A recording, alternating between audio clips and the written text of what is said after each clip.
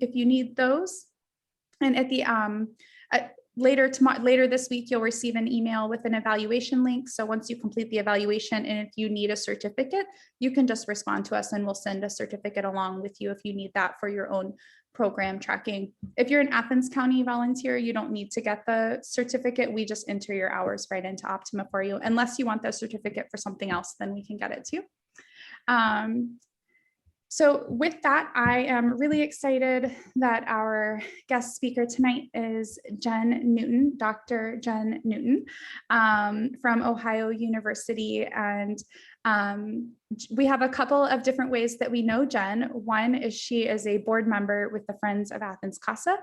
She also, about a year ago, completed CASA training, and through her past work has interacted with CASA over the years and is very, very familiar. But Jen comes to us from Ohio University, and she is truly an expert in special education, and is going to be, I think, sharing a lot with us. So I hope that you will Google her, learn a little bit more about her. She has a fantastic kind of blog and website that she runs, a social media presence that is amazing. So I hope you'll Google her and follow her. But with that, I will turn it over to Jen. Hey, everybody. Thanks, Jenny. I'm super excited to be here. I have been where you are. I've sat in many a training. And so I'm hopeful that I can live up to what I already know is the great reputation of our CASA training sessions. I sort of struggled with how to frame this because special education is a really complicated system because of all of the ways in which different factors around society mash up together in that one space. So we're going to talk a little bit about disability and trauma and education. When I was putting things together, the population of kids that you're supporting are uniquely affected, right, by the experiences of disability and trauma and their educational environments and spaces. So we're going to kind of get into all of that tonight. So I'll start off by saying that it's okay to just sort of feel a little uncomfortable with some of this. So we maybe potentially be new to you, and I will continue to be accessible if you're, as you're thinking about this later, you're like, you know, I have a question about that. You always send me an email. So I'm Jen Newton, like Jenny said. I am an inclusive teacher educator. So I prepare special education students or teacher candidates to be teachers in the field. So I am the program coordinator for the mild to moderate and moderate to intensive special education teacher preparation programs at Ohio University. I've been doing teacher prep for about 10 years in inclusive teacher prep. And inclusive means that our system is set up very bifurcated, right? There's a special ed track and a gen ed track. And that system is not serving many of our children very well. And so we're really trying to develop opportunities for our teacher candidates to think about gen ed and services and supports in both of those capacities and hold them at the same time.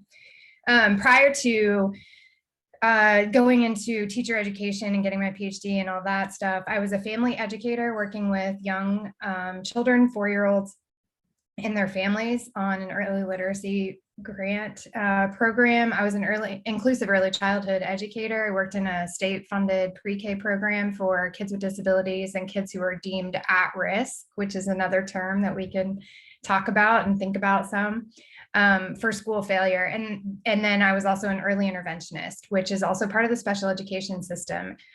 Here it's called, what's it called? Jenny, the program that, early intervention program.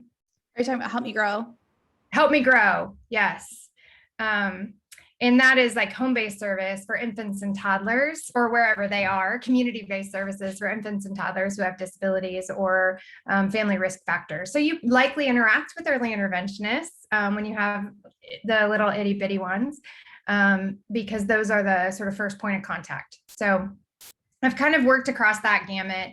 And then, like Jenny said, I'm also on the Friends of CASA board. And so in my early work, I had lots of engagement with CASAs because the kids in my caseload for early intervention were also systems involved in other ways. And so my CASAs did a lot of helping me to learn how to provide testimony, right? How to make compliant reporting, all of that kind of stuff. They were much better at that than I was in my role because no one ever taught me that. So that's a little bit about me. Let me pull my chat up. I do want to make sure that you're engaging with me as well. I don't want you to just sit and get, so I've popped my chat open. If you have questions or thoughts, please do drop them in there. But I want you to tell me a little bit about you. So drop an emoji in the chat that reflects how you're feeling this evening. How are you feeling? 6 o'clock on what night is it? Is it Tuesday? Who even knows? What are days? What is time? I feel you. Patricia's tired. Oh, what kind of computer are you on? Tara, are you on a Mac or a PC? I'm on a Mac. Okay, so Control Command Spacebar. Okay, Control Command. Okay, I don't know. Oh, here we are. Did it pop up? Great, it did. Thank you. Just learned something new. Yeah, so David's feeling pretty chill and happy. Ashlyn, that looks like a bit of a grumpy face. Jess, you're hot and sweaty and happy about it? Yes, I am. I love it. Tired and hungry and content. I think tired and hungry is a good 6 o'clock kind of expression, right? That's like how 6 o'clock feels. Sarah, what does that upside down person mean to you? Like my day, hang on, can you hear me? Oh, I can't hear you. Okay, give me one. Can you hear me now? Mm-hmm. Okay, awesome. So I had like a good day and everything, but I did a big goof when I got home. So it's just like the mood of the evening is like, oops. So that's that is like my oof emoji because tonight is oof. I sometimes ask my students to reply to things with emojis, and then I'm like, wait, what does that emoji mean to you? Because sometimes they're like they use them in different ways that I, maybe hadn't thought about. So I wanted to make sure I understood. So we're all here, we're all ready. So now we're going to try our Zoom feature where you can raise your hand in Zoom if you find your control panel. Can we raise hands?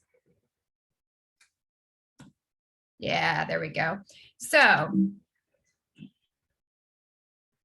raise your hand if you are currently or have in the past supported a kid receiving services and supports under IDEA. Or what may, okay, Patricia, Jenny, Sarah, Julie, good. Okay, good. All right, now lower your hand. Look, I put this prompt in because we never remember to lower our hands, right? Now, raise your hand if you or someone you are close to received services and supports under IDEA when they were in school. Do you have a kid, a brother, sibling, anything like that? Okay. So we have a lot of proximity to services and supports. Good. Okay. Now drop your hand. Now raise your hand if you feel confident supporting kids and families in navigating assessment and the IEP development and implementation part of it. Patricia, good. Julie, good. Okay, cool. And those are some of those kind of complexities or things we can talk about as we go forward. Today, I want to start off by talking about what is disability at school, because disability at school is different than disability in the real world, despite what we like to tell kids about where the real world is, right? So disability at school is a very specific thing. So we're going to talk about what that is. We're going to talk about what special education is and what it is not. We'll talk a little bit about trauma and what it has to do with special education, and then ways to support kids, families, educators, all of those kinds of things. And then we'll have time for questions. But of course, I do want to hear from you as we're moving through. I want you to feel confident and confident and available to ask any questions that you might have as we go. All right, are we feeling ready? Okay, I see you nodding. Cool. So first we're going to talk about language and labels, and starting with the words that we use. Labeling is incredibly important in special education. And unfortunately, those labels kind of have bled out into discourse in ways that cause harm. And so we're going to talk a little bit about the language that we use and what we mean when we say certain things. So I'm going to try to show a TikTok because I'm cool like that.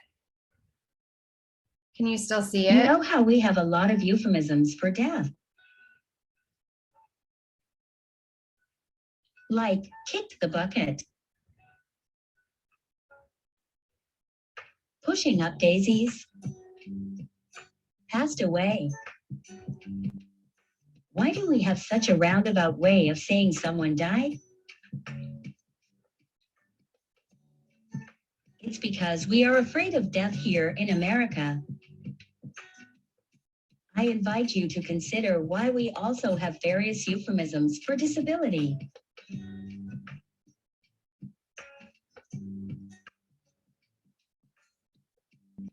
Differently abled, special needs,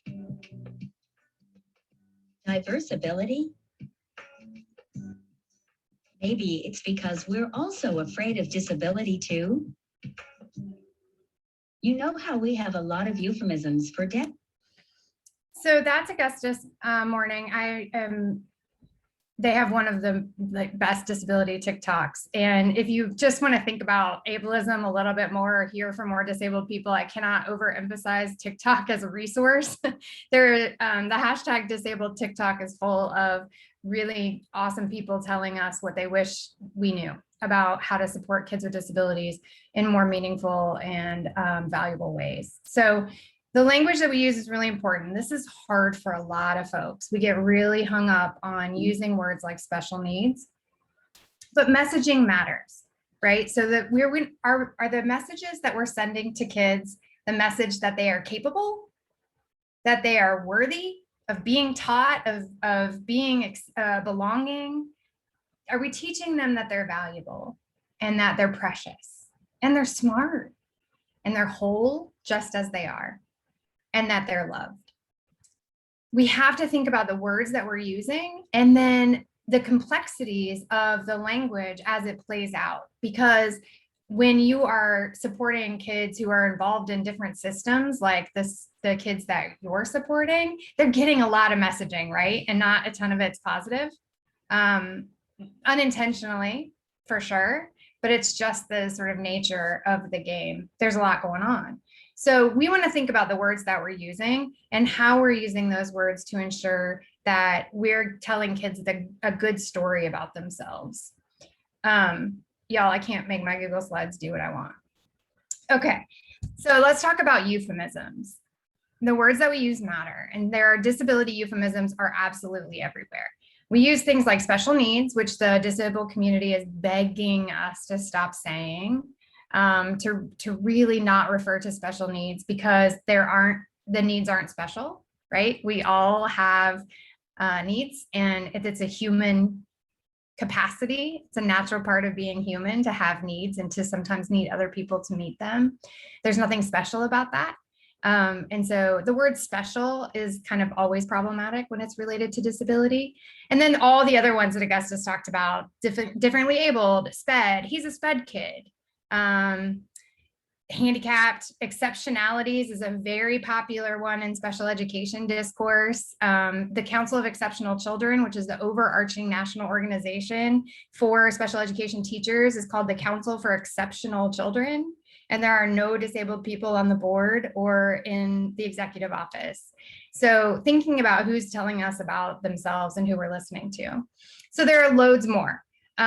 So in what ways are you thinking? You might be thinking right now, like, Jen, if they're just words, like I've been saying these things all the time, like, what does it matter? Can you think about and maybe put in the chat or unmute, because there's just a handful of us, how this language can cause harm?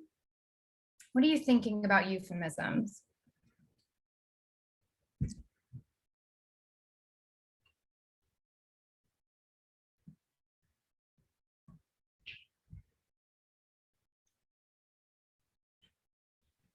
I think that titles can make it really easy for kids to like set a prophecy and expectations for themselves. So just hearing what other people label them as can give them an idea of what they're supposed to be, and that's very harmful to their like confidence or self-understanding. Yeah. Yep, exactly. We're telling kids about themselves, right? We're telling them who they are and what they're capable of, and what do we want that messaging to be about.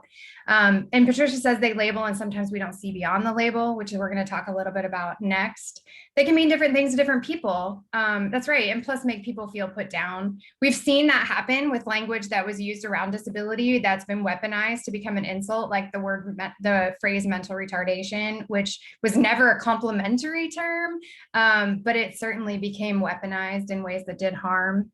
Tara says this makes children feel different, and my son doesn't want to be different. He doesn't want to have special things done in school for him, right? There's that otherness, right, that comes from that language and that segregation and separation, that some people are special and that's not a good thing. No matter what we say, a label defines who we think they are, and we don't let them tell their whole story, right? We're writing the narrative for them. And a lot of this stuff is rooted in the fact that as a society, we're pretty ableist. Meaning that we have a deficit view of people with disability. And then we're internalizing that to kids and teaching that to them, right? So the words we use matter. I know I just told you, I spent like 4 minutes telling you what not to say. The problem with it is that replacement terms aren't that easy because we can't just trade out words. They just become stigmatized just as quickly. Say what you mean. That's my advice to you. Say what you mean. So I say, who is receiving services and supports under IDEA? I don't say special education because I don't know what that means to other people.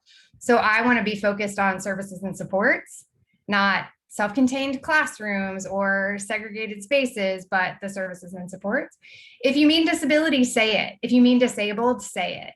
The word disabled is not inherently bad. In fact, a lot of people identify as disabled. Like I said, disabled TikTok is a whole thing. Another thing about the disability euphemisms you might notice is that we don't have autistic as a euphemism because autism has its own network of community and identity and affinity grouping. And within that, the vast majority of autistic people prefer to be autistic people and not people with autism.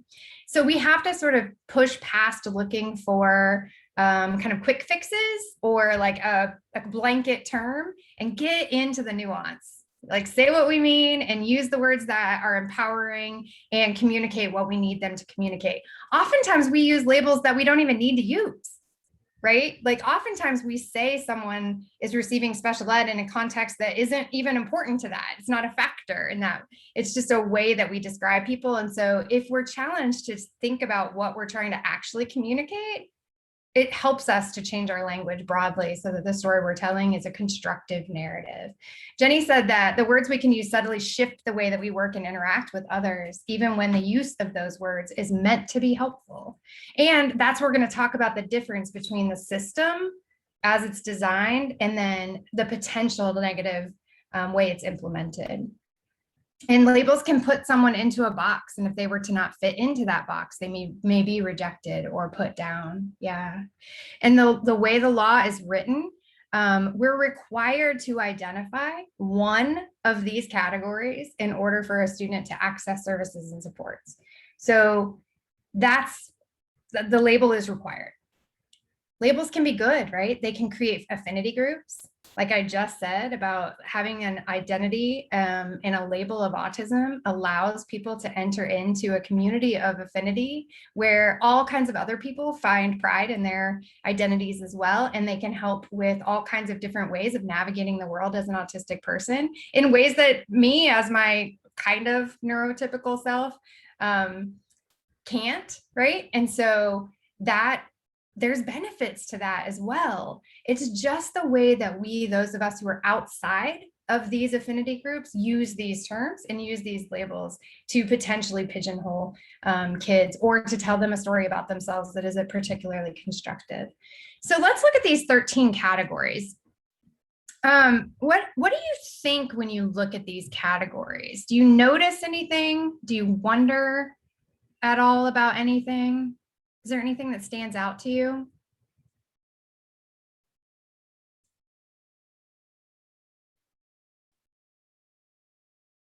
While you're thinking, the Individuals with Disabilities Education Act became law in 1975. So we have only been educating kids with disabilities in public school settings for the amount of time that I've been alive.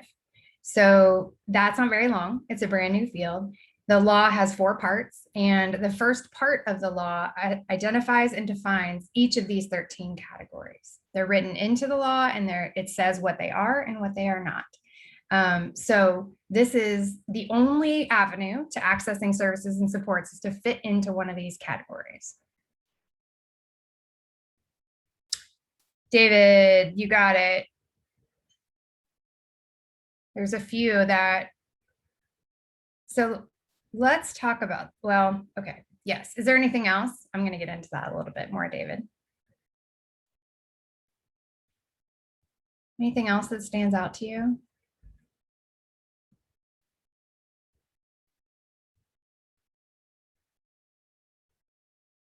Okay, so the first thing to remember about this is that categories determine eligibility. Just eligibility. Do you have access to services and supports under IDEA and protections? The thing about IDEA is that it also comes with procedural safeguards. So if the district is failing you, then you can get beat by them, but you can try to go through due process and through the safeguards that are aligned in the law. It does not determine placement. So oftentimes people will come to me and say, you know, we don't even have an autism unit at this school. But having an autism label, accessing services and supports under an autism label does not automatically mean you go to an autism classroom. Kids should always, always, always start in the general education classroom. The law is written that way. It does not happen in action, right? That's not what we see happening, but that is absolutely the way the law is designed. They should start in the gen ed classroom and be in the gen ed classroom with supports to the maximum extent possible. But we have systems set up that if you are identified under certain labels, you go into certain settings, right? So we got to trouble that a little bit and call it out when we see it, because that's not how it was designed to be done. So what is special education and what is it not? Well, it's not special. It's not inherently special. So we have to always be asking what it is that's going to happen if a student gets access to services. So according to the Individuals with Disabilities Education Act, special education means specifically designed instruction at no cost to parents to meet the unique needs of a child with a disability, including instruction conducted in the classroom, in the home, in hospitals and institutions, and in other settings, and instruction in physical education. It also says in that part of the law that high expectations for such children and ensuring their access to the general education curriculum in the regular classroom to the maximum extent possible. So you probably see a lot of kids not having that access, right? Or potentially presuming lower competence. Now, I should stop really quickly and just put this addendum out there that teachers, administrators, no one is ill-willed. No one is intentionally sabotaging children. It's a systems issue. So everything we're going to talk about today isn't about a bad teacher or a bad admin. Everybody's doing the best they absolutely can with what they have. It's about the way the system is designed to segregate kids rather than to support them. Okay, so I don't want you to hear that I'm not a fan of teachers. I am. I am a teacher. So I want to be clear about that. So what do you see here that's interesting? Are there any words in that definition that stand out to you?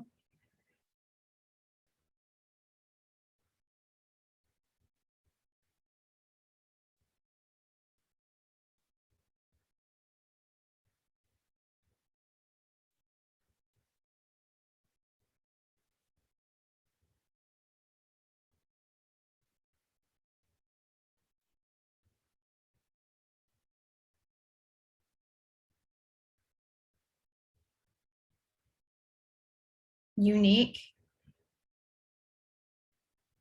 Yeah.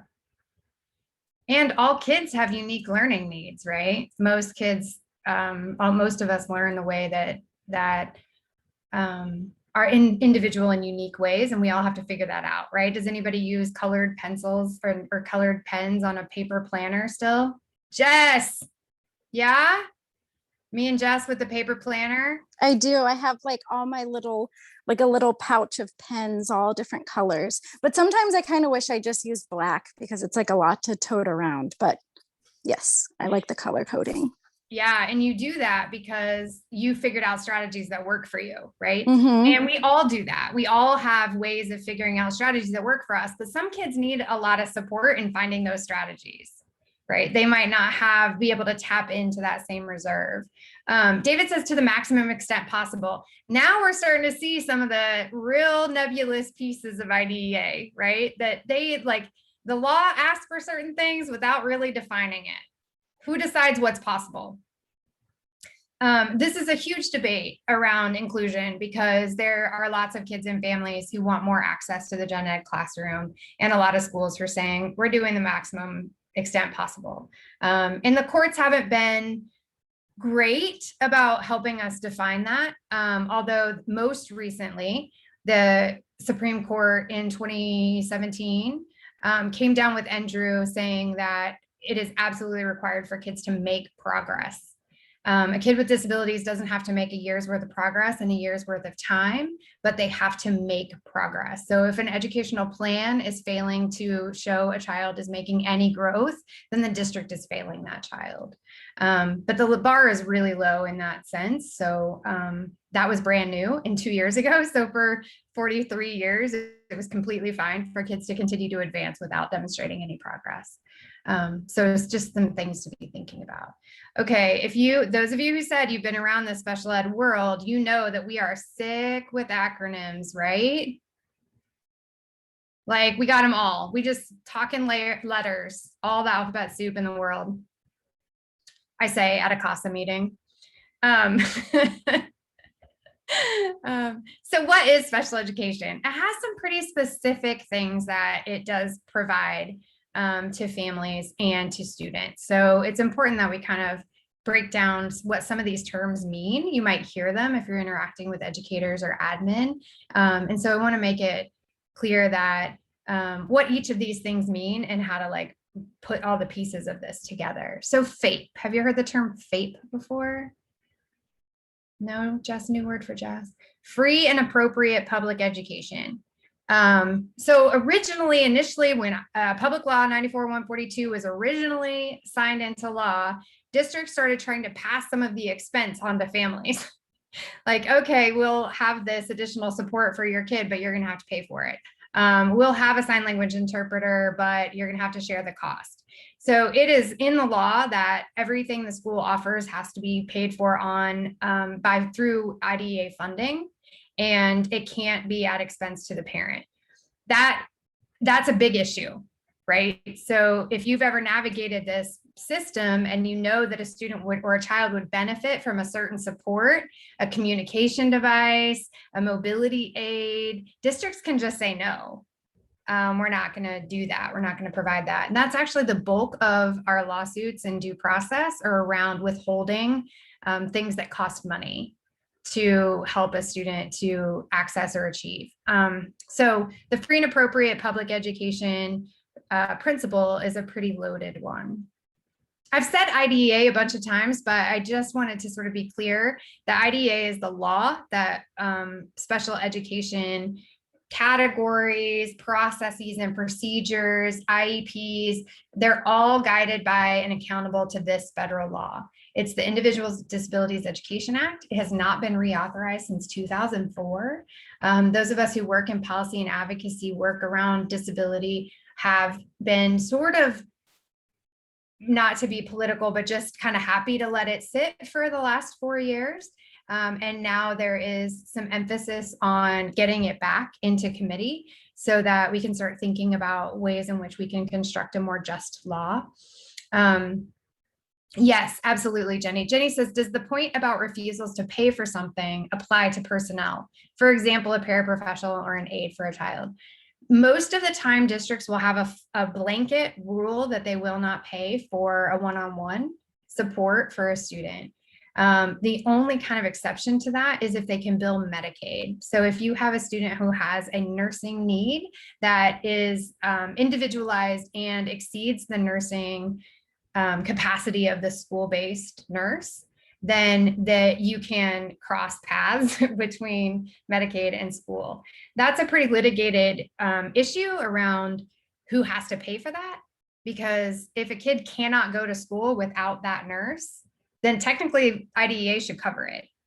And the courts have upheld that, but I know Medicaid oftentimes will approve those expenses. So at this point, we're really seeing that's kind of the only scenario in which kids have one-on-ones. Otherwise, schools just won't support it. And that's to the detriment of the child, right? So potentially, depending on what the training and supports are for the aide, but we definitely, if it means the difference between being in an inclusive setting or being pulled out into a segregated setting, most disability rights advocates would want for that aide to be with the student in the gen ed environment. But that is not the priority of districts or of special education, like professional organizations. So this next point is a really important one. And I started off by talking about services and supports, but it's really important that we uncouple the notion that special education is a place or a curriculum or a graduation pathway or a program. It's not. It's services and supports to access the general curriculum. And so in this area, I've only lived in this region for about 3 years, and there's a lot, my kids go to school here in Athens, and there's a lot of tracking that happens from a very young age where kids are kind of moved into accelerated pathways or remediated pathways. That is not happening under IDEA, that's happening under the general education federal law, but that it makes it difficult for people to see that special education is not a separate curriculum. And it's not a place. We have way too many segregated classrooms in our region and too few inclusive opportunities.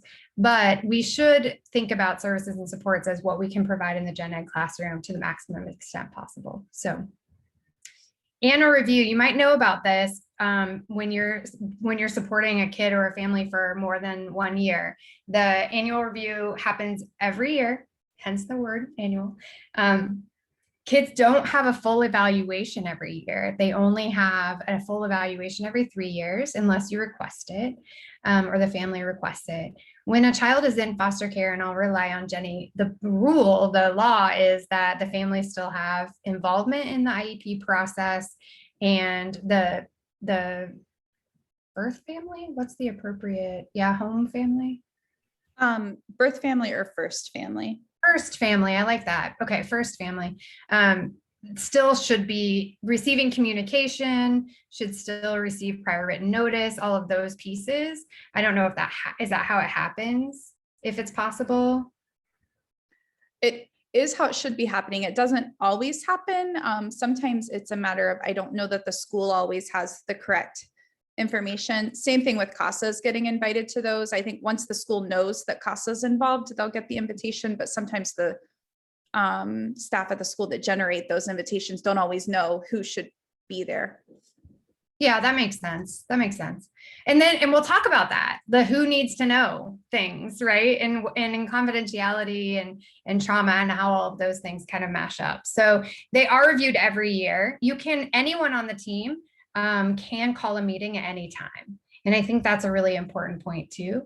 And so if the student is not getting the supports they need, we can call a meeting. We do not have to wait until that review time comes up. LRE is another popular special ed acronym. It means least restrictive environment. And because of the word environment, it's kind of misleading because it makes you think it's a place, right? It's like least restrictive to most restrictive on like a continuum where I step up to less restrictive. That's not actually how it works. All students are gen ed students first, and least restrictive environment is a principle that kind of guides the way we think about where students will receive what services. So rather than thinking about it as a place, we should think about students as gen ed students. What is their access to the curriculum? What are the supports that they need in order to be successful? And then arrange that puzzle to figuring out where the student can be and should be in different points of the day. So the idea of we having full inclusion isn't a thing. It's not like we don't just put all kids with disabilities and without disabilities in a classroom together and say it's full inclusion. We're always providing the least restrictive environment. So if a student is in the gen ed curriculum or classroom, we're still going to push in those supports, right? You're going to, OT is going to come in. You might have some specialized instruction. You might have some really specific reading intervention that the child is accessing in or outside of the classroom. If we're in a flexible classroom environment, kids are moving around all the time. That's different than just being in a segregated, self-contained classroom all day long. Does that make sense? In terms of like the difference, kind of troubling that notion. And then we've also tossed around this one, which I'm very guilty of, the individualized education program. That is where Kara said earlier that unique word that came out in the law. This IEP is supposed to be, again, we're troubling that notion of the spirit of the law versus how it actually works in practice. But it's supposed to be where the uniquely designed instruction is laid out. So this is the legal document that everyone on the team signs, and certainly CASAs, I've been to meetings where CASAs have attended and provided advocacy for kids at those meetings and signed them as well. So you may have had those experiences in your role as a CASA. The IEP is really the sort of crux of service delivery. If it's written in there, it has to happen. If it's not written in there, it cannot happen. So both of those things are part of the struggle with coordinating with districts, right? So we might really, really want something. The district says we really, really aren't going to provide it. If it doesn't get in the IEP, the decision has been made. It doesn't leave you a lot of room for advocacy. If you don't get what you want, there are then steps in the law written in for how you can go through mediation and have an outside person come in and help navigate that and to sort of make that case for you or for the district. The problem, I'm getting a little off track, but the problem with IDEA's procedural safeguards is that the slighted party is the one that bears the responsibility for the burden of proof. So families are just not resourced to be able to take on districts in a court setting and to be able to pull, districts have lawyers on retainer. So it's not the same, it's not a level playing field. So what is written in that IEP is really, really important. So that's where you see a lot of families engaging in a lot of stress and anxiety when it's IEP time and their meetings are coming up, and you might even feel that from kids.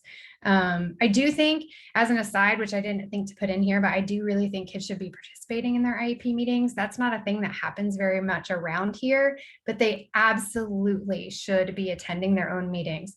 Adults behave a lot better when kids are listening, and kids should be a part of the story that we're telling, right? What are their priorities? What do they want to work on? What supports do they want? Julie, a lot of states offer special education advocates that will go with you to a meeting. Same goes for court hearings. Yeah, absolutely. We sometimes think that as adults, we should talk to, for kids. But I was an early childhood pre-K teacher, and my kids always came to their IEP meetings. I made sure that even my kiddos that didn't have a lot of expressive language had ways of representing themselves at the meeting. So there are lots of ways we should definitely be looking at pulling away the barriers that keep kids from doing that. That's not popular around here, but that is something that should definitely be happening. I also wanted you to pick up, I thought Tara was going to come for me on that one because I thought she would hone in on it, but IDEA entitles eligible students to educational opportunities if they're in juvenile detention centers, if they're in hospitals, if they're in homes, if they're in residential facilities. The IDEA covers them no matter where they are. So if they're not in their home school, if they're out of school, if they're expelled from school, they still have access to IDEA. I've never been in a training where Tara hasn't talked about residential facilities. So I thought that she would really be like, but maybe your kids are big. Well, and you know what, actually, Jen, it's really interesting because today with this certain child that I always talk about is having a really difficult time and is in juvenile detention. And I'm actually going to visit her next week, but it's, you know, and I would have no idea if she is receiving IDEA in these places because she's been moved around so many times. So it actually is making me like really think. And I did find some dear colleague letter about kids who are system migrants, right? And how to make sure their IEP is continuing to support them. And so, and I taught in a juvenile detention center for a year when I was in my master's program, kids who came to day school, and then also kids who were incarcerated, which, you know, we can talk about special education's role in all of that as well. But that we should be serving kids absolutely everywhere. And it is a federal law violation to withhold services, educational opportunities, and supports from kids if they're in any setting. The only time we wouldn't is if we're in a hospital setting and the medical team is advising not to.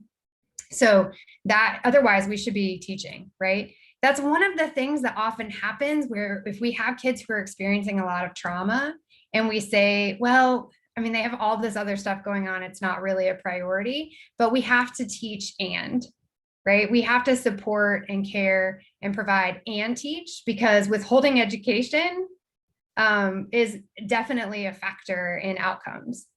And the lack of access and not receiving will have an impact on her outcomes, right? So teachers actually matter a whole heap, like so much. The research is really clear that when you have good teachers, it can make a big difference. Now, I'm not gonna like do the inspiration porn thing of like, you know, freedom riders, but it does matter if teachers care about kids and if they're able to track them and stick with them through those transitions. So homeschools will be the first place to go for that. I mean, I'm sure that that's long spent, but. So when I was talking about or thinking about this, I wanted to sort of uncouple the ways in which disability and trauma can look alike. The effects of trauma can look like a disability. And in a school where the only toolbox they have is this disability system, it's very easy to think about trauma as a behavior disorder, right? Or other health impairment like ADHD when we have kids with non-compliant behaviors. So we're going to talk a little bit about that. So trauma in and of itself is not a disability. Legally. Yet. There are lawsuits right now that are in the pipeline that are seeking to have trauma a covered disability under Section 504 of the Rehab Act. So kids who experience trauma could get a 504 plan. Do I love that idea? Not really. The follow-up, if you've ever had a kid or loved a kid with a 504 plan, you know that it isn't worth the paper it's written on. The implementation of those accommodations is pretty rare. They're not held up with much fidelity. So this, though, is interesting because, like I said, as we're thinking about reauthorizing the law, where is trauma going to fit in this era of trauma-informed practice? So we're going to talk a little bit about why that's kind of, we're going to trouble that a little bit and think about what that means for you and for the kids that you serve. Because we have these subjective categories, like David said, right? versus the biological categories. So we talked about those 13 categories up front, but on the left, we have very subjective categories. Teaching teams, IEP teams, make decisions based on the same set of assessments and observations and data about whether a kid has a specific learning disability, an emotional behavior disability, an intellectual disability, autism, or another health impairment. And those things are made, those decisions are made, you know, they're not concrete. They're very subjective and they're very biased. So what we know is that, now this is nationally, not necessarily reflective of our region, but a Black boy and a white boy who perform the same way behaviorally and academically, the Black boy is much more likely to get the label of an emotional behavior disability, and the white boy will get a specific learning disability. So unfortunately, remember how we talked about how the categories are just access? That's it, that's all they do. But in practice, they mean a whole lot else. So a student with a SLD label, a specific learning disability, gets academic supports, gets executive functioning supports, has access then to tiered curriculum. A student who gets an emotional behavior disability gets a behavior plan and some consequences and a lack of access to their peers. So this is one of the many factors where special education becomes a part of the prison pipeline.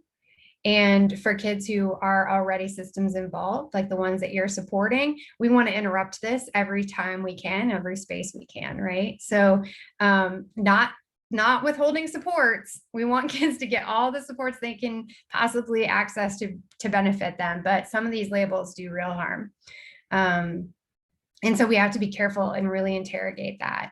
And then the biological categories are the ones that we know about because we can have medical confirmation.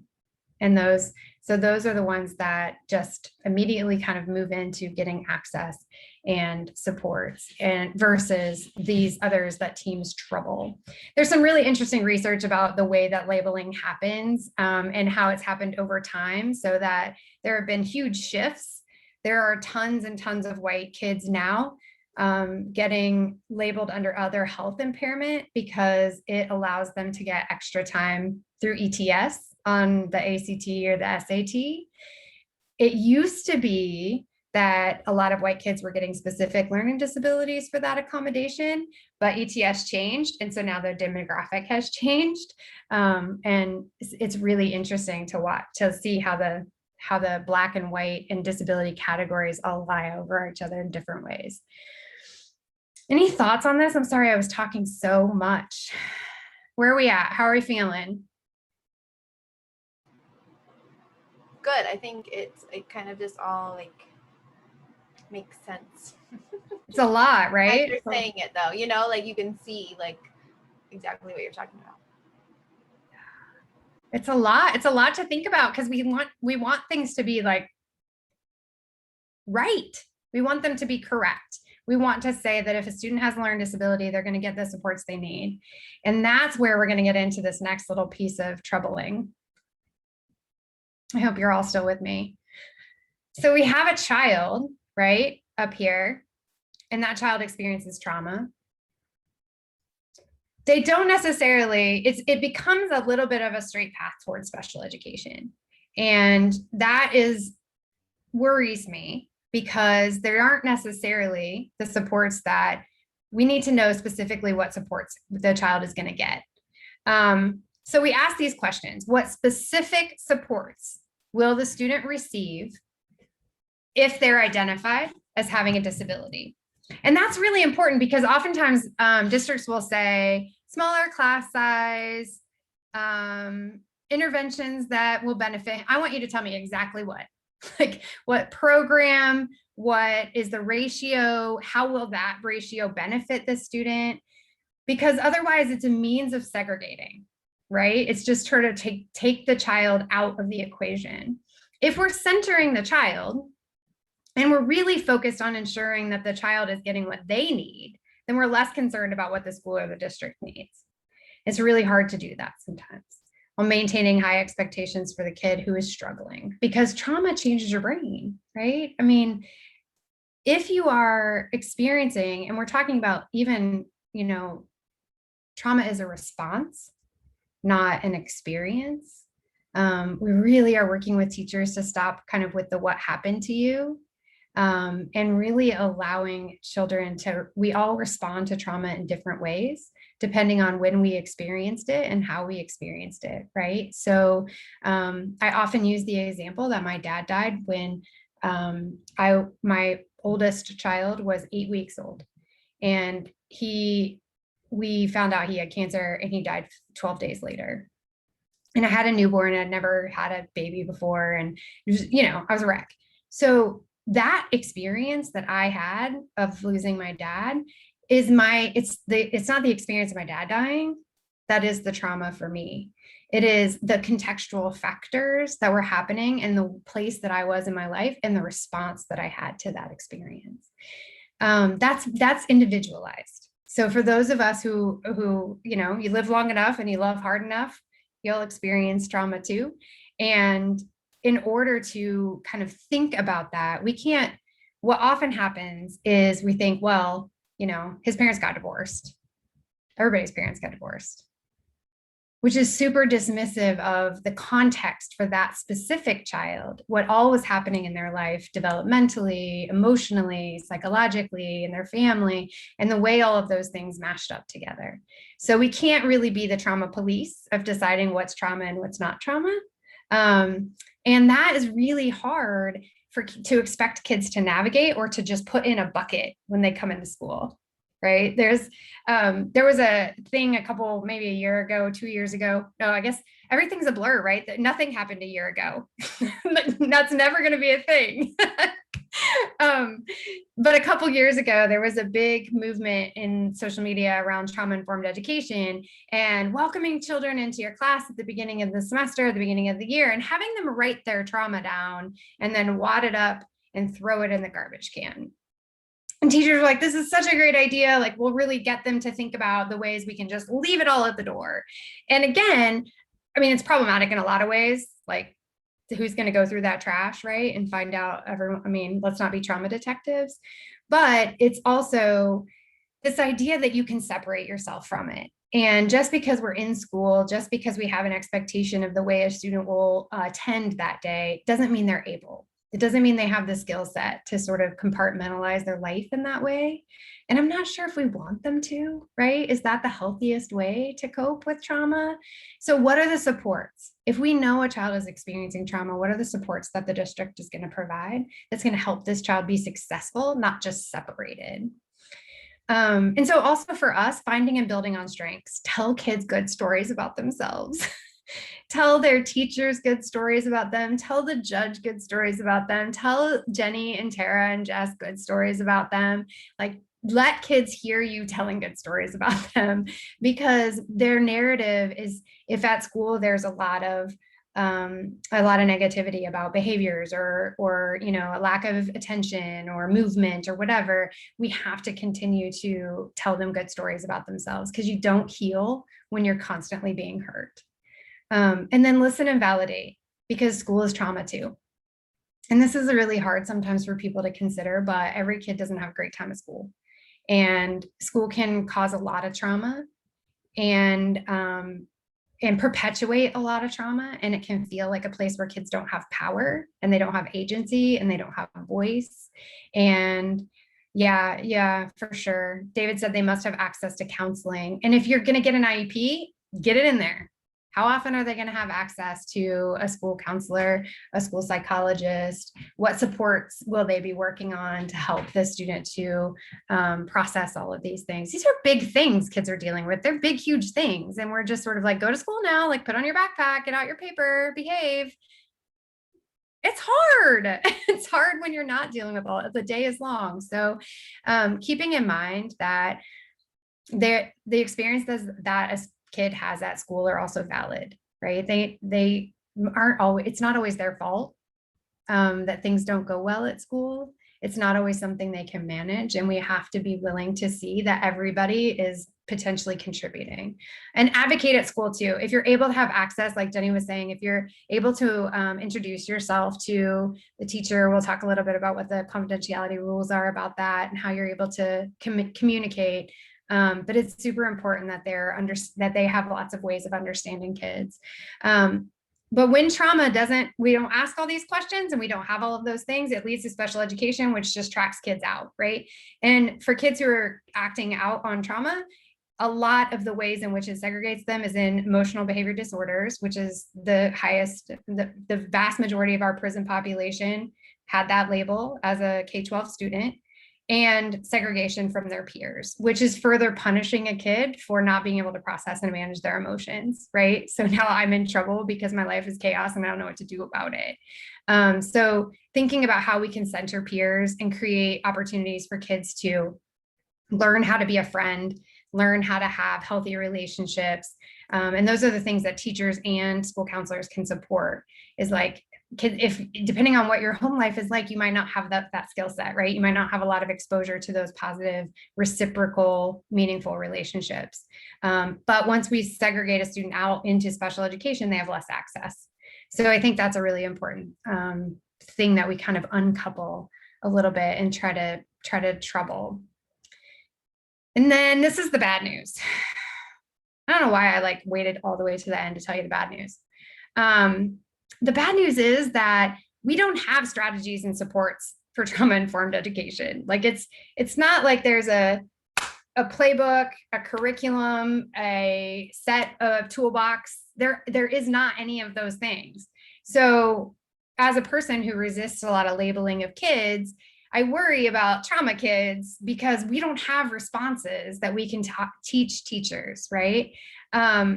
So what ends up happening is that there's a lot of that, what happened to him, talking about them, pity, right? Protective, or low expectations because, there's lots of things going on, which again, isn't serving the kid. We should definitely support and meet them emotionally where they are, but we also want to make sure we're sending a message that you're a capable learner, right? And that we know you're going to do great things.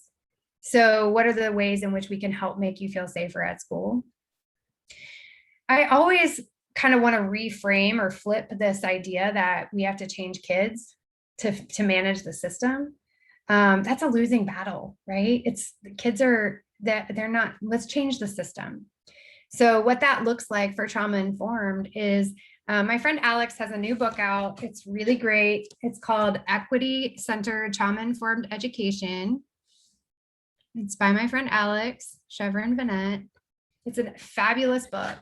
And Alex says trauma-informed educational practices respond to the impacts of trauma on the entire school community and prevent future trauma from occurring. So it has to be a bigger, and rather than looking at, oh, Tara's experienced trauma, so I'm going to do this thing for Tara specifically, I have to create a classroom community that's responsive, that's empowering.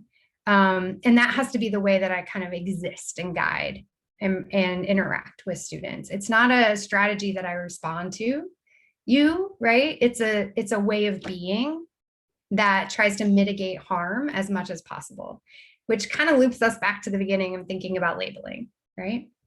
Okay, so I just talked to, I also want to just touch on the behavior.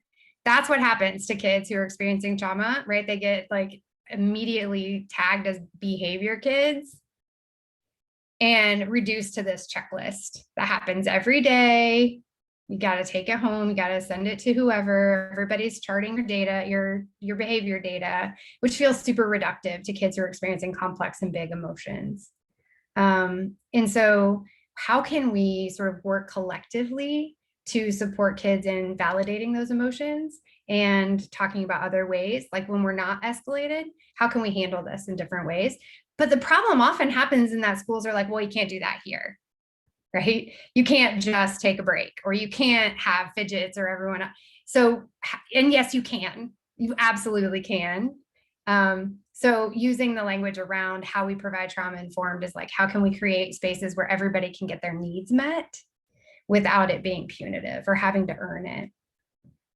And then keeping in mind that schools can cause trauma too. I know many of us had pretty fairly positive school experiences, so it's hard for us to imagine that.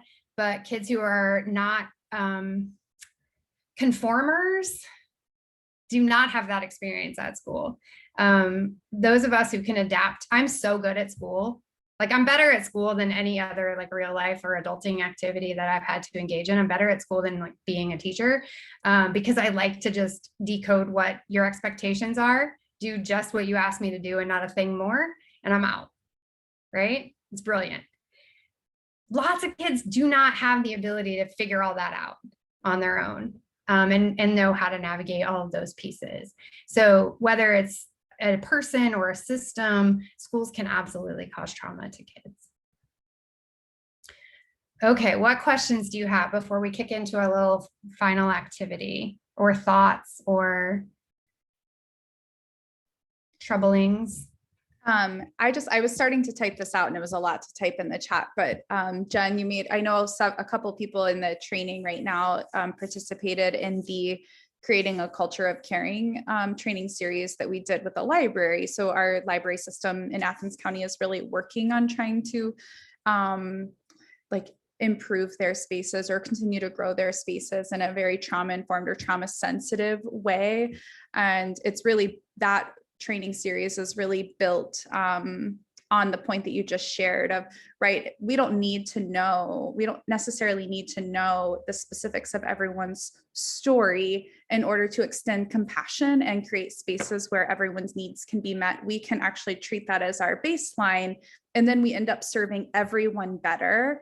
And that's, so some of you have been through that training with us, that training series with us, and that's really the basis behind it of, trauma informed is in a way that I specifically respond to a person that I know has experienced trauma. It really informs our entire practice. So there's some full circle messaging there, and I appreciate you sharing those points. Yeah, it's really important that we should just sort of all hold each other in high positive regard, right? Presume competence. Parents of disabled kids and disabled people themselves are just sort of, screaming from the rafters, like, just presume competence, have an expectation that I can learn and can contribute and can, have value and am worthy. So that's all rooted, I think, too, in this sort of bifurcated system that's like special ed or gen ed, which obviously creates a lot of challenge. But I think that the more we can, talk about the ways in which these special education as a service of delivery benefits people and it harms people, right? Like systems do. So we have to just continue to engage in that negotiating of it. I wanted to leave you a little bit more positive, I guess. I feel like so I wanted to kind of wrap up with what can we do? Sorry, I have to move my video. In Alex's book, and just from knowing her for a long time, David says the saddest part about secondary education, in my humble opinion, is that it's hard to get a second chance if it doesn't work for you for whatever reason. And the kids we work with have so many challenges. Anything we as CASAs can do to facilitate as advocates is important. And that, I think, is just such an important reflection too on how high the stakes are for kids and how much pressure they're feeling and can absorb in those spaces when it feels like this. Because you're right, there's very little opportunity for us to negotiate, particularly if there's a negative or deficit narrative about that particular student, right? And that, I talk about language all the time, and it really does change the way we interact with people. If we choose a constructive narrative, if we frame things based on competence and presuming positive regard in each other, it definitely changes our lens, right, for how we respond to certain things. You're more likely to be like, oh, she didn't wave at me today, she must not have seen me, not, she's a terrible person, she hates me, I did something wrong, I don't know what it is, right? Just the framing of how we respond. So let's jump into this Padlet. And I want to give you a little overview. So Alex has these 4 proactive priorities for thinking about how we interact with and support kids, families through this. Hers is related to trauma informed, but I think it definitely applies to supporting kids who are receiving services and supports under IDEA in school. And I just am going to, have y'all seen Padlet before? Tara, you haven't? Oh my gosh, you're gonna love it. So I would like for you to, we have these 4 different proactive priorities: empowerment, flexibility, predictability, and connection. So when we think about, I'm gonna do one for you. When we think about, I just said empowerment. I just said at school, kids can often feel powerless, right? If you are experiencing trauma in your home life or you're involved in foster care and the court system, you may feel powerless, right? That's probably a feeling that your kids often express, maybe not verbally, but in lots of ways, a lack of power. So if we think about how can we create opportunities for kids to feel empowered in educational spaces, what can we do to create proactively create empowerment for young children, not young children, children across the K-12 spectrum?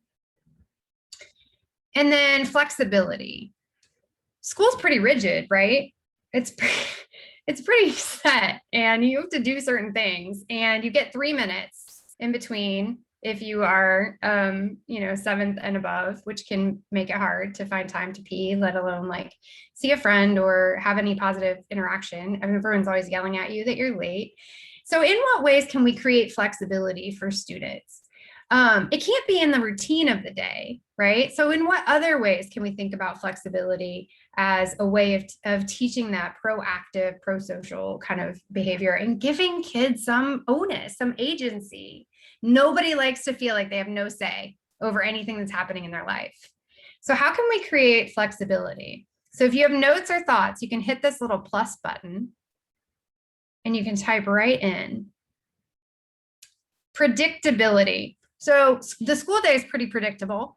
We know when we have to go to school, we know when we're going to be out of school, but a lot of our lives are unpredictable, particularly if we're not in control of a lot of things, right? So in what ways can we create some predictability? Does predictability matter? Does it matter for kids that you're serving? Yeah, I think it matters a lot more than, I think all children need it. It makes them feel safe and secure. And that's one thing that foster children are not feeling. Exactly. So if we think about predictability, the function of that is safety and security, right? That's why kids need it. And then connection. So as we were talking about before, how can we help facilitate a connection between a kid and a teacher or some school person? What are some strategies or some ways that we can think about how to build those connections? If a kid that you're working with is always talking about a student or a teacher, I know sometimes my oldest has a lot of interns from OU. And, that has a different kind of experience for them to have an intern versus a teacher. And so are there ways that we can facilitate connections that will help a student feel a little bit more grounded? Think about the interns, and then we go back to predictability. So if we build a relationship with students with a connection with an intern, how are we anticipating that transition and building in opportunities for some predictability around that transition? So these 4 proactive priorities kind of guide the way that I think about the way that we provide services and supports and sort of navigate all of this. Is the student feeling empowered? How can I give them power in this situation? Is this giving them what's flexibility about?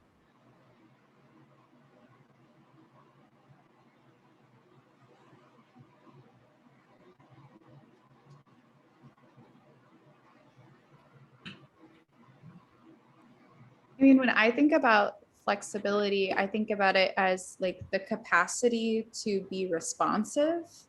That's just like exchanging buzzwords there, but that's just kind of what I think about, is maintaining that capacity to be like nimble and responsive to, kind of whatever comes.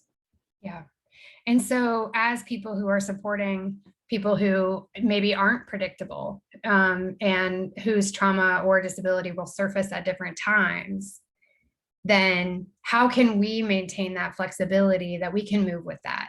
That's one of the biggest barriers for kids at school, is that often there's two things that kind of happen consistently. One is that kids lack, or teachers lack, the flexibility to allow kids to feel the things they're feeling in those moments and to cope with it. Part of that's a systems issue, right? The system isn't flexible. It doesn't provide them with a lot of people that can help support. But also we have to be able to switch as care providers or as influences in these spaces. We have to be able to think about that differently too, right? We have to be able to think about, okay, I can put this aside for a second while we move into handling this, and then we can come back to it. And then the other thing that happens really frequently is that rigidity around, we have to do this now, because it's like overemphasis on the predictability. And I think that can also be, if we have to be lockstep routine, it doesn't allow for a kid or anyone to have an emotional response to something. David said people shouldn't be scheduled 24/7 and have time for creative play. I mean, that's something we need to see a lot more of built into IEPs, is that kids should have more downtime. And that rest is productive and certainly benefits a lot of brains who are doing a lot of healing. Rest is really restorative for them. And so we can make more out of our instructional minutes if we've built in those brain breaks. The ability to adapt to a child needs instead of trying to change the child. Yeah, that's the, how can we just not look at the child and say, what's wrong with you? Why are you doing that?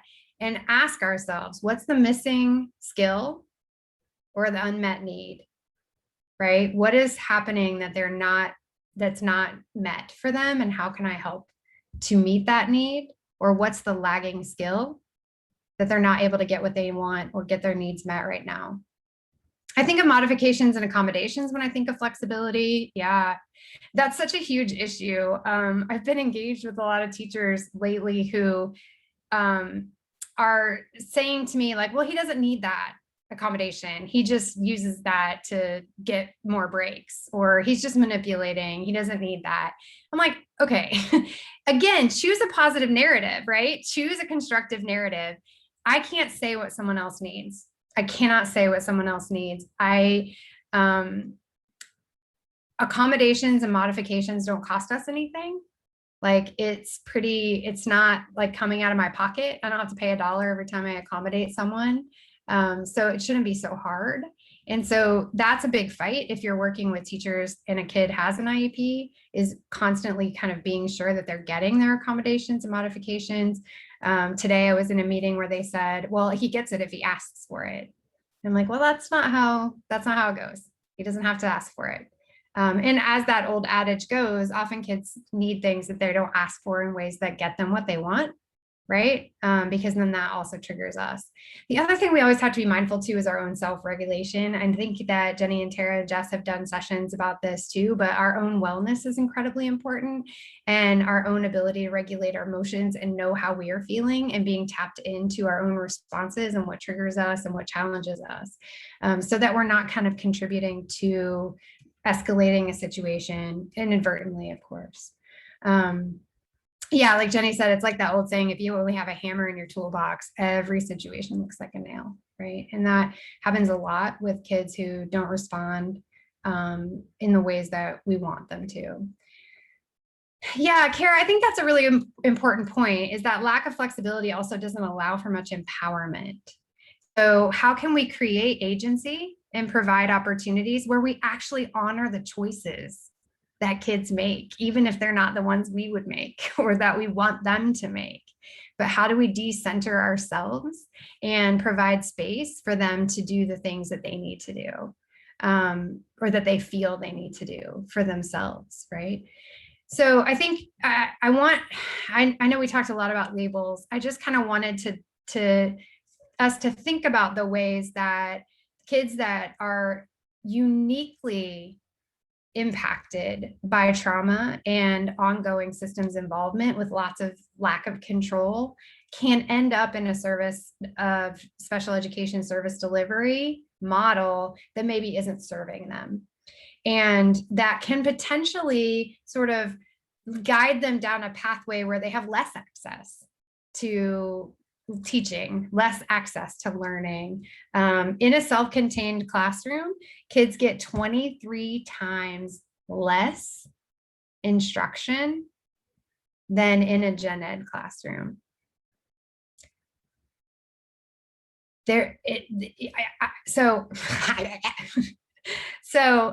I'll leave you with this. Prioritize the children's needs over the school's needs, right? It's not the child's job to make everyone at school comfortable. And they might need other things. They might need the school to adapt and adjust and put that pressure on to remember that the responsibility to adapt, to adjust, to modify is on the school personnel and not the student. Kids are dealing with enough. The adults can make some moves. Labels do matter for access to services and support, and they are subjective, evolving, and limiting. So remember to always advocate for the child as a person, not as a label.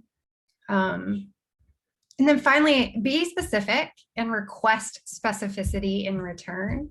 So can you tell me what that looks like for you? Can you tell me what that looks like for him? Can you explain what happened just before that event happened? She's eligible for services and supports under IDEA, rather than, contacting me and being like, I have a kid, he's special ed. I don't know what that means. So in what ways is he receiving services and supports? Be real specific. And when people say to you, he's struggling in math, tell me more about that. Tell me more about what it means to struggle in math for him.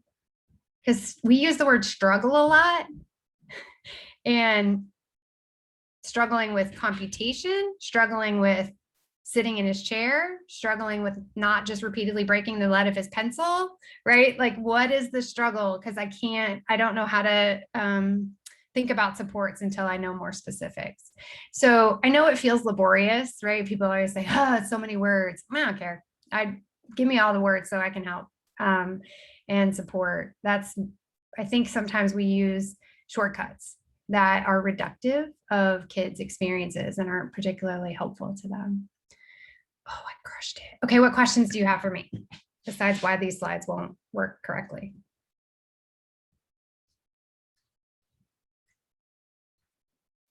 I have kind of a specific question. If I understand kind of the timelines and things that get created when someone requests that a child be evaluated or have the MFE, whatever that kind of kicks off a timeline. Is there anything within the law or that's like codified within policy regarding like if a child is evaluated and it's determined they're not eligible under IDEA, is there a waiting period for them to be evaluated again for the same concern? That's such a good question. So it would normally you would be thinking about this for those subjective criterion, right? Like learning disability, emotional, other health impairment, that side. So there isn't, except that the school is responsible for tiered instruction. So we have two laws that are at work, one being the Special Education Law, Individuals with Disabilities Education Act. We also have the Every Student Succeeds Act, which is the old Lyndon B. Johnson Elementary and Secondary Education Act, which made compulsory attendance to schools and the way our school system became a federal. That's what instituted the Department of Ed. That law now includes, when the Obama administration passed the reauthorization, it now includes that tiered supports. Okay. And in the tiered system, which in Ohio we use RTI, response to intervention, kids have to spend a certain amount. So tier 1 is universal instruction. It's like the classroom curriculum. It has to be a high quality evidence-based curriculum, and there has to be high quality instruction. So if they've hired the, the bus driver that doesn't have a degree in special education to teach the class, then you can't then make a kid eligible for services and supports because they didn't have a highly qualified teacher. So that's a bit of a hang up there. So they have to have general education exposure in the tier 1 for 6 weeks. Tier 2 is more strategic small group instruction in specific areas for 9 weeks of data collection. Now, if kids are just not making progress and they've already have all that and they've tried a different intervention, you can probably shorten the tier 2 time. And then they would shift to tier 3 instruction, which is one-on-one intensive intervention supports. Again, has to have a specific curriculum that's evidence-based and designed specifically for that student's needs. So this happens, for instance, with dyslexia. Districts tend to deeply underfund supports for dyslexic kids, and that does harm because they do okay on the assessments, they don't get them qualified, but it's very clear they need a very specific intervention and would benefit from it, but districts are like, well, they're doing good enough, right? It's fine. So that's an example of when you'd move up to tier 3, another 6 to 9 weeks of data. So it does cost you a half a year to go through that process.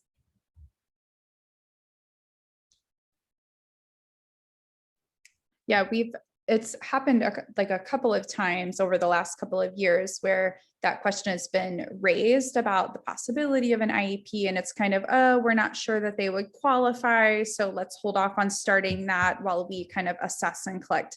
So they must be referring to these kind of tiers working through the Yes, exactly. Yeah, that's exactly what it is. But you can ask for that data. Like the family can ask for the data. Because again, you want to know, what is the curriculum that they're using? What is the intervention? Is it normed for the population that this student is in? Is it meant for them? Is it intentionally designed instruction for their specific need? If the district's not doing any of those things, then you could accelerate the timeline. But again, it's like that all the burden is on the family, right? Or the advocates to kind of navigate that. David says, a kid in my current case got his IEP very soon after he went into foster care. He was properly crafted